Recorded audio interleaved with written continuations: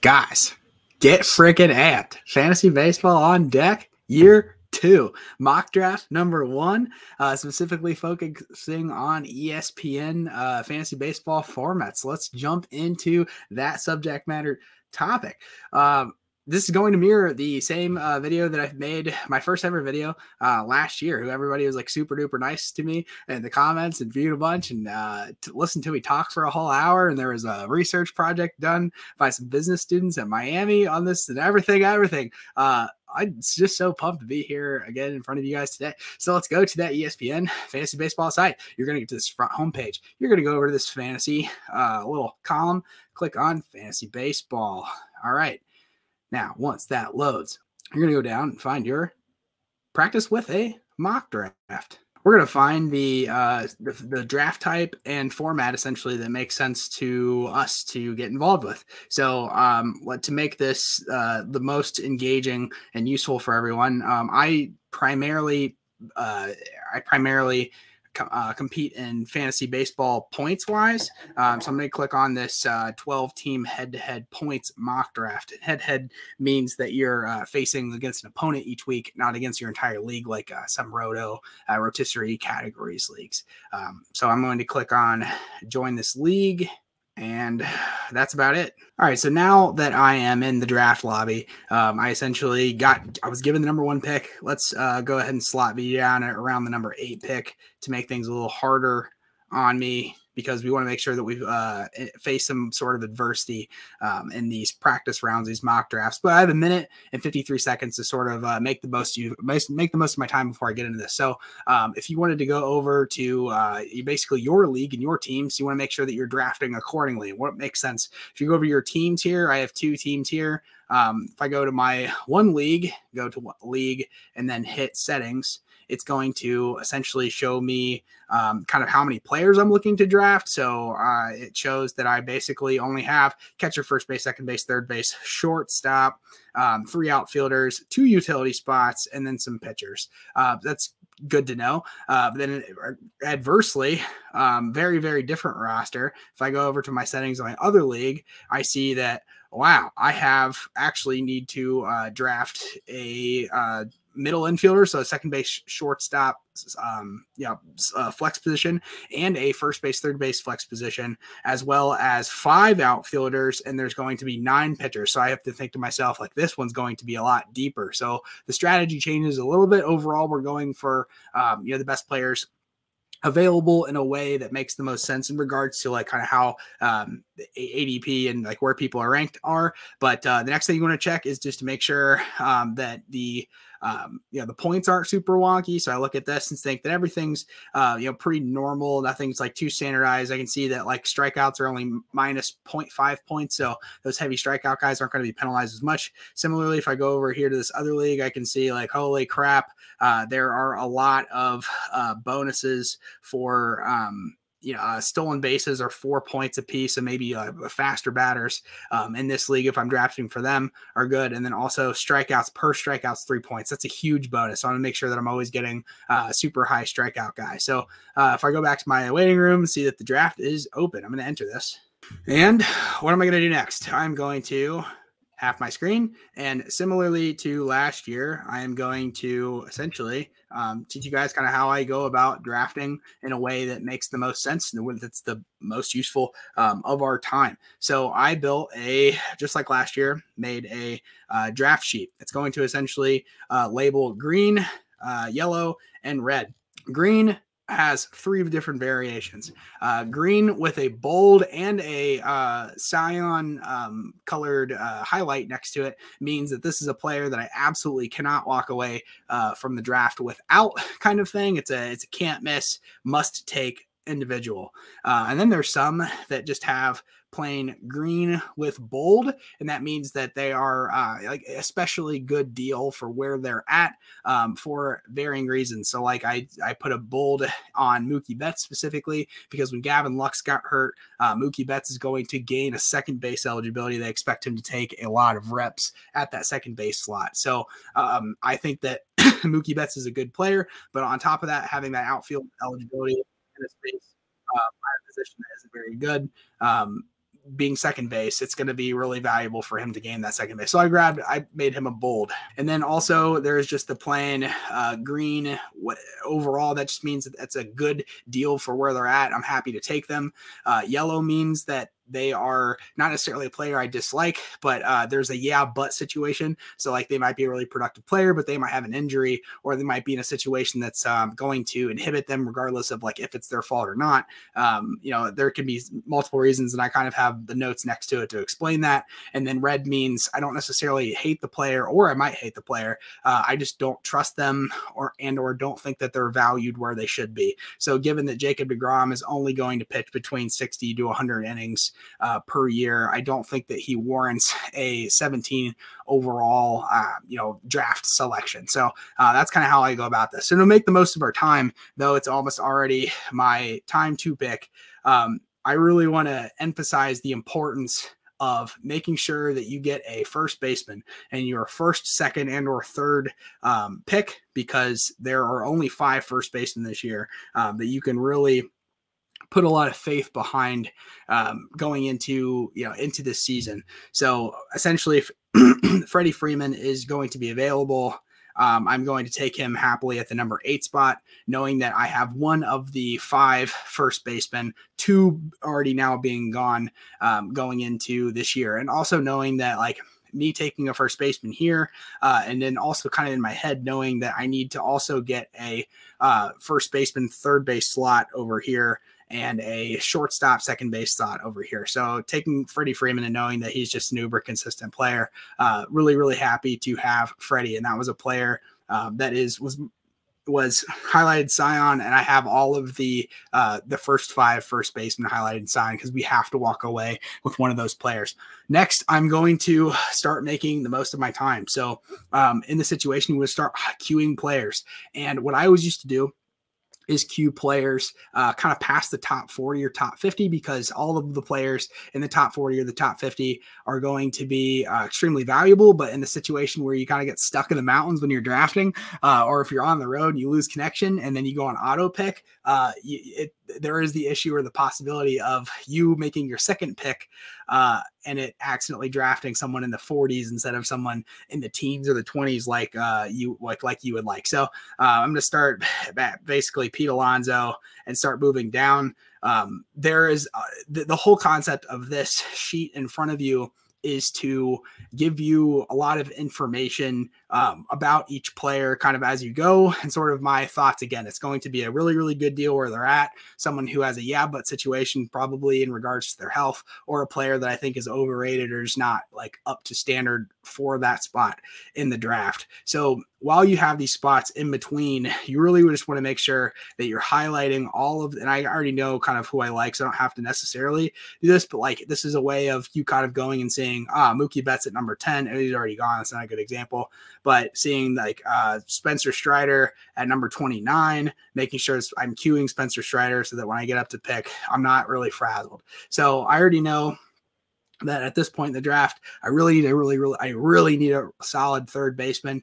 And Dylan Cease, I absolutely love. Mike Trout's available. It's always a really solid pick. I have my first baseman. I could need another one, but I'm still thinking elite starting pitcher, first baseman, or third baseman in this situation. I've always loved Dylan Cease. I'm going to go with Dylan Cease just because he's my guy. But one of those situations too, where I think to myself, and also to the right here, I have a chart that kind of illustrates where people are and when, kind of the strategy of things. So I know that there are a ton of outfielders and outfielders late that I really like. And then opposed to the, the starting pitchers, not as much as we go through.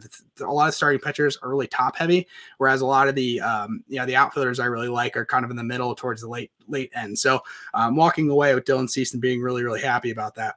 I'd say like the player that I'm most in love with this year, no matter what, if you get anything away from this video, is going to be Austin Riley. And he's all the way down at number 49. He was second overall in total bases this past year, meaning that like individually as a hitter, there was only one player in all of baseball that beat him in total bases, and it was Aaron Judge. So the fact that he's already down all the way down at 49, he's a player that's super valuable and a player that I will take with my next pick, because there's really no such thing as reaching for a guy like Austin Riley. He's going to hit between the 3 and the 4 hole, and Atlanta's, that very much should have the best offense in Major League Baseball.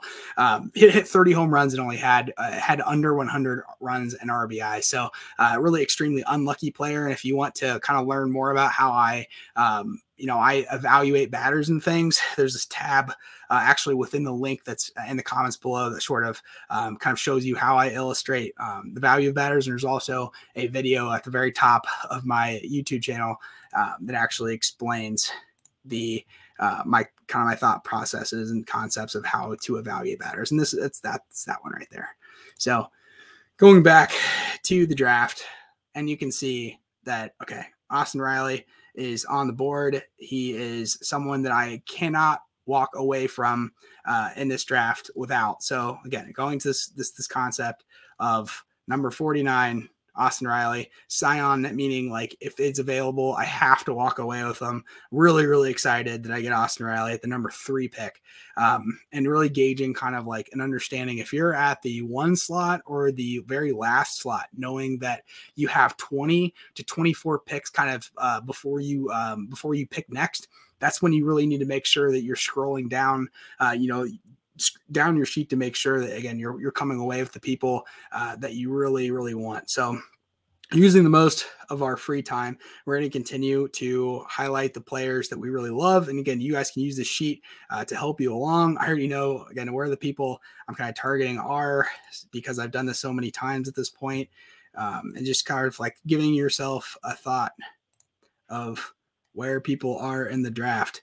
And then last year, I know that a lot of the times I was giving you guys a lot of notes about each player, and I could probably still do that to make the most of our time, but I will probably give a little more vocal updates as we get further into the draft. All right, so now that I have effectively done, at this point in the draft, I could not fear another human being on the planet, any of their teams. I've got an elite first baseman. I have the best third baseman. I think he's a dark horse to be the NL MVP this year, and a starting pitcher who is going to throw 220 strikeouts plus with no innings restrictions, a really, really good offense in Chicago White Sox, with the Chicago White Sox. At this point in time, you're going to really just make sure you're coming away with the best available players in these situations. So I see a Bobby Witt at number 46 position is available. Stolen bases are going to be crazy this year. He's expected to steal a lot. So really at the shortstop position, the shortstop's not super deep. It's kind of top heavy in this position. I kind of always ignore. And just given the fact that like Bobby Witt has shortstop and third base eligibility, I'm happy to take Bobby Witt knowing that he could possibly steal 40 bases this year, given the pitching clock and kind of how that's been going throughout spring training. And to kind of give you a little more context with the stolen bases expectations, I really think that the fact that if I'm standing at first base and I'm looking in to the pitcher, I'm watching the pitcher and their movement towards home plate, they still can't balk. None of the rules have changed with pitching. But if I'm looking at a clock that the pitcher and I can both see at the same time, and really just understand the fact of at every single pitch, I can anticipate when to steal second base, because no matter what, if a couple pitches get waved off, they have to throw a ball to home plate, or else there's a penalty. I can anticipate when I'm going to steal that base just about every time. And also knowing that they only get 2 throwovers before an automatic base means a lot too. So I really think the stolen bases are going to have a huge play this season, and we'll see how it plays out. As we kind of go into, I'll start talking about players as I see them. Christian Javier this year, I think, will be the best pitcher in the AL. I think his stats, and I'll talk about again his stats and his overall kind of outlook. He is expected to have 50 pitches or 50 strikeouts over innings pitched, a really, really great ERA. And if you look at all of the kind of dependent stats, those wins, those bonuses that come along with being a pitcher, this is going to be the first year that he's not going to be limited with his innings pitched restrictions. He's going to be the number 2 guy in the Astros lineup. They're going to score a lot of runs. I think Christian Javier is going to absolutely wreck everything. So the fact that Christian Javier is my second pick, my second pitcher that I'm taking on my roster, could not be happier about that selection. And again, making sure that we're going down as soon as we make our pick, we get back up, we're going to go back through and start talking about, or start highlighting the players that we're kind of looking forward to. And I'm not going to focus as much on the players that I don't really believe in. It's been told to me by several people that it's more important for me to focus on the players that I do believe in. So let's go ahead and do that. Devin Williams is a carbon copy, almost same stats, if not better, than Josh Hader for all those years while he was a setup man in Milwaukee. Once you get to the 8th inning, if the Brewers were ahead, you weren't going to win the game because they had the two best relief pitchers in the entire league. They just happened to be on the same team.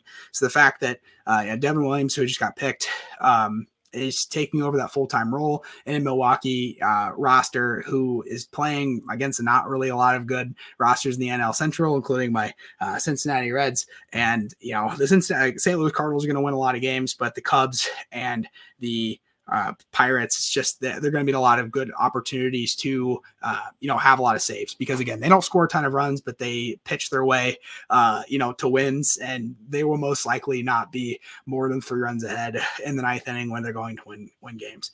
So it's one reason to like Devin Williams. Same thing with Josh Hader. He completely fell apart this past season, but across his career, he's just generally averages around 40 pitches or 40 strikeouts more than he has innings pitched. And there are some really, really good relievers down the way, but you always want to make sure that on your fantasy roster, kind of regardless of how many people you have, it's just always good to make sure that you have at least 3 closers on your roster, because it just gives you kind of that passive flexibility and ability to score points and add pitchers as you need them without going over your starting pitcher limit per week. So in one of my leagues, and similarly to you very well could have a starting pitcher limit. So you could technically only be allowed to have through Monday through Saturday, 10 pitchers start for you. And then on that Sunday, say if you have 9, on that Sunday, you can have as many go as you want. But if you get to that 10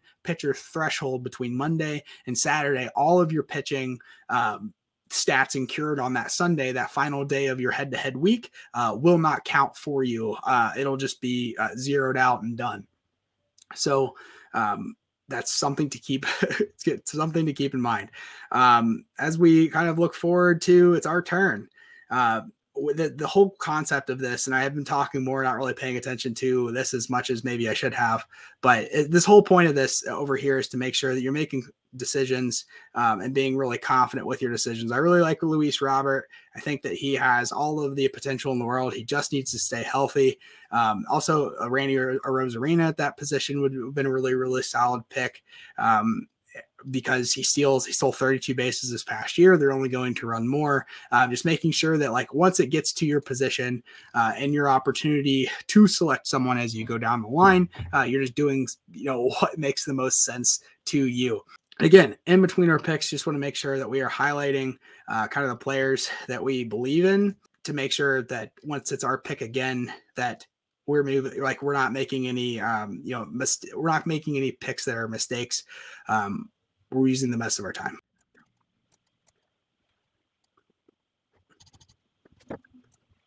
All right, so now that we're back on the board again, we're kind of looking at the situation where there's just a lot of players and kind of a little bit of a dead area here where I don't really love many of these players at all. So I just kind of, again, formulate and go back to kind of my foundation and seeing the queued list over here and seeing that Jordan Romano, again, is going to get around 30 saves. And at this point, I can feel really good and just know that I have 2 closers that I for sure believe in, and as I can kind of be more focused on my position players and filling those spots and other starting pitchers that I like as I go on, knowing that, again, I've kind of already solidified that weird outlier thing that I always forget about kind of as we move forward. So Luis Garcia, I have a lot of faith in. Hopefully his delivery, his rocking the baby delivery, him changing that because it's illegal now, will not mess him up, mess up his career and outlook this season. Look at Eloy Jimenez. Could not love this player more. Another kind of similar player as Luis Robert. Just needs to stay on the field, needs to stay healthy. At one point, they were the number 1 and number 2 overall prospects in all of baseball. They're both MVP caliber talent, and I could not be happier to run into him, given that I probably should have taken him a couple picks before, but he's alive. So as we go down the way, Taylor Ward was the best hitter in baseball through the first 40 games, along with Aaron Judge, but ended up having like a couple of injuries and just wasn't really the same afterwards. Think he's going to be really, really good again in Los Angeles with the Angels. Joe Ryan is a really solid control guy. Again, it's a good pitcher that came over from a trade with the Tampa Bay Rays and is the ace of that staff, 26 years old, 27 years old. And I think that's a really, really solid opportunity, solid player to take around this position as well. And I'm kind of, again, think of kind of the thought of I need to take 5 outfielders in my one league. I need to take 2 first baseman or third base slot and a second base shortstop, and then that bonus slot. So knowing that, like, I'm seeing on my radar over here that outfield is, I've already taken 3, but knowing in my head in a real draft, I would need to take 2 more before I get to that utility spot. Kind of gives me a little more freedom and leeway to do kind of what I want and make sense as I go through. So really just kind of putting yourself in the mentality of this is practice, and knowing that these players that you're taking and it kind of filling up your board, you can't personalize your board, unfortunately, to match your specific draft and what you need out of your draft. So again, so it's already back up to our players. People are like already logging off. People want to draft their first 3 players and they just drop off. So that's a lot of auto picks after that. And that's not where you win drafts. So going up and seeing Nick Castellanos, Drew Rasmussen, Kyle Wright, Jeffrey Springs. I think that between Rasmussen and Springs is the more talented guy, but Rasmussen is going to get a lot more innings this year, given that he's not coming out of the bullpen anymore, and Springs isn't either. But I'm happy to take on Drew Rasmussen and continue my draft.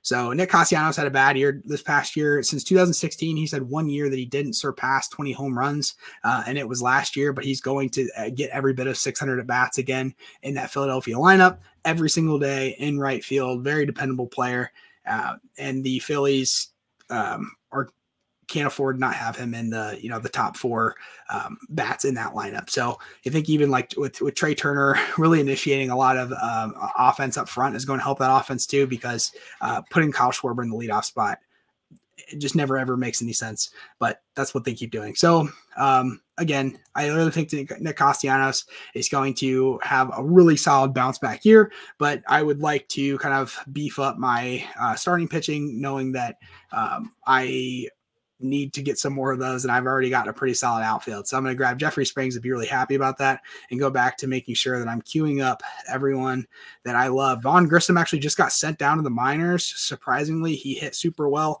this past year, but can't necessarily be somebody that you draft this year with a lot of confidence, knowing that he is not going to be the everyday starting shortstop for the Atlanta Braves like we expected.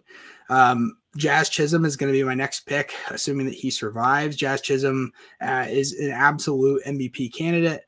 He is going to steal 30 bases, hit 30 home runs in that leadoff spot with Miami. Last year, regardless if he was hitting against right-handers or left-hander, him being a left-handed hitter, it doesn't matter.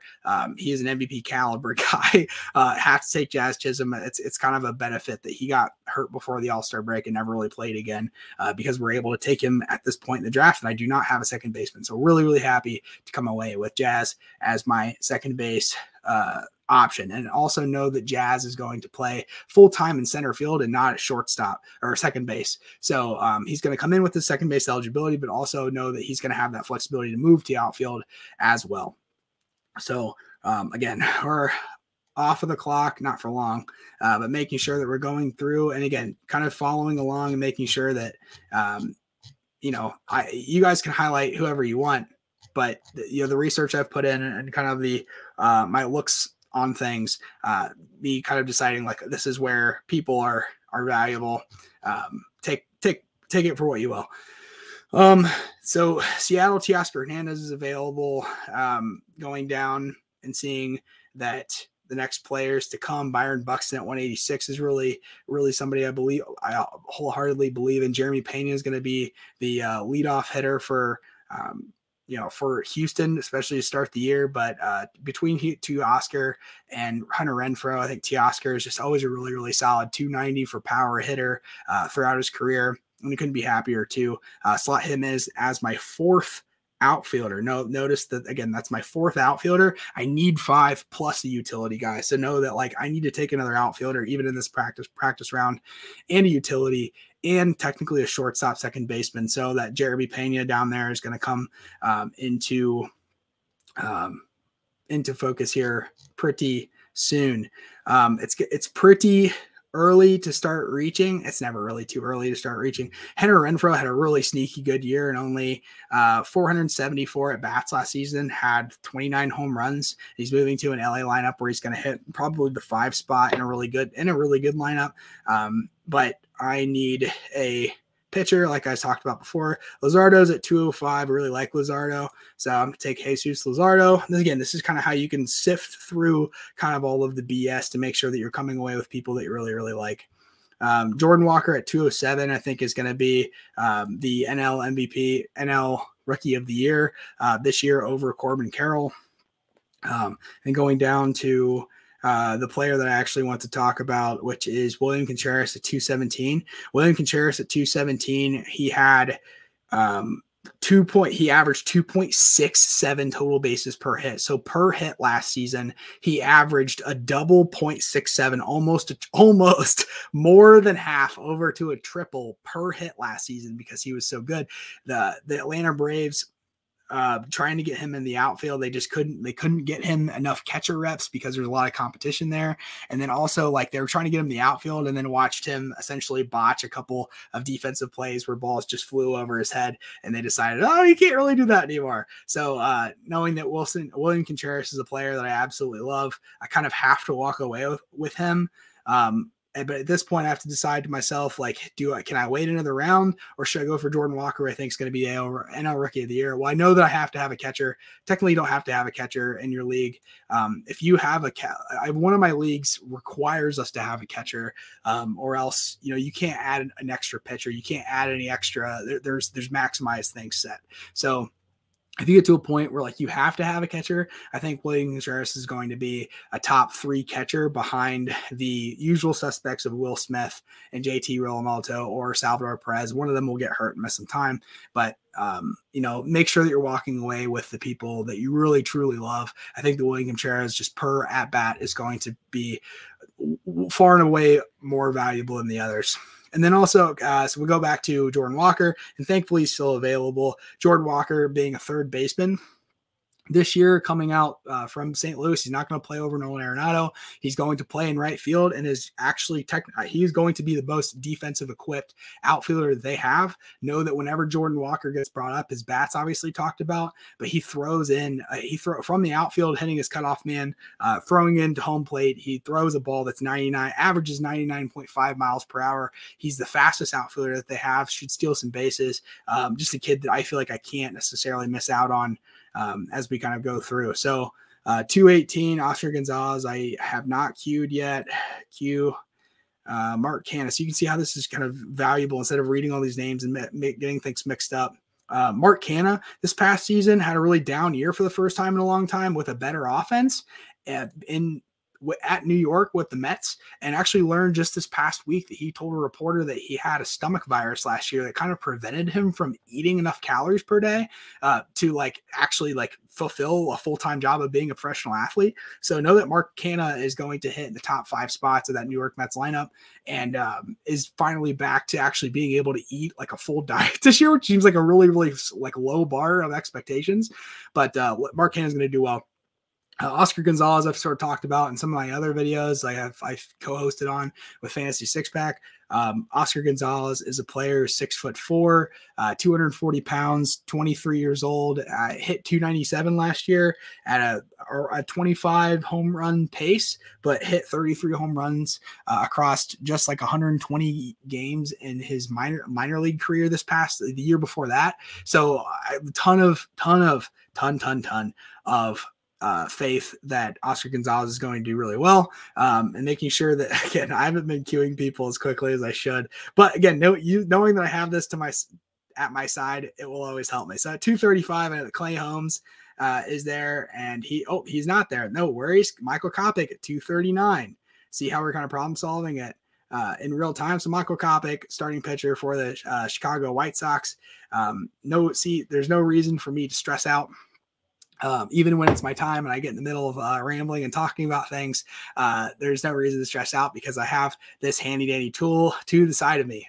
If you do not like the looks or some of the rankings on my tool, feel free to go in. You have viewing rights to it. Go into the tool, copy the entire document, and essentially paste it into your own document. And you can color code and edit things however you like. But again, I just put this together to make sure that you all have a basically something set so that you feel like you're ready to take on the world and don't fear anybody, kind of thing. I would like to again, I already made a video about it, but today being 3/21/2023, Bryce Harper just got announced that he's not going to be put on the 60-day IL, meaning that he very well could play before May 29th. So Bryce Harper every year being a top 15 rated pre-ranked player. I think that's a huge steal. If this draft was still going on, like I talked about before, in my one league, I need 9 pitchers. I need a first base, third base slot. I need a second base, shortstop slot. I need 2 extra outfielders, kind of thing. I would still be drafting around this time in the draft. I would probably look to grab a guy like Bryce Harper. So this is mock draft number 1. Hopefully it was useful. Didn't give you a ton of play-by-plays in regards to like players I was drafting or players I was going by. But again, this is just sort of this is a video to explain the use and the value of this tool that I created for you all. And best of luck to everyone this year. And I'll look forward to making another mock draft soon. All right, bye.